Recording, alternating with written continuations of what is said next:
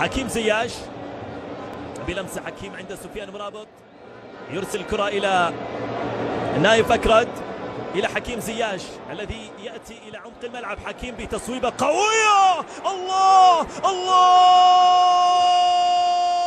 يا حكيم، في أول كرة يسددها حكيم زياش يأتي بالهدف الأول. يا سلام يا سلام يا سلام على أسود الأطلس، قوية جدا، صعبة عليك، عابرة للقارات، عابرة للقارات، كرة قوية جدا.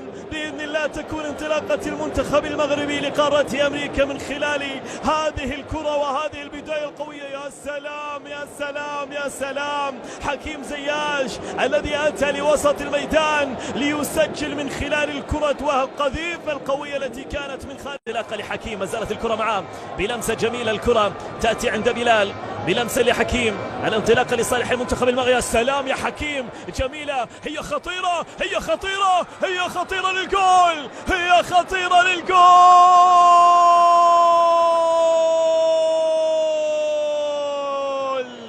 ثاني الأهداف يأتي من يوسف النصيري، لكن شوف البداية، تابت الماضية، تابع معنا الكرة الماضية. شوف حكيم، شوف حكيم، تابع حكيم زياش والرؤية. يا سلام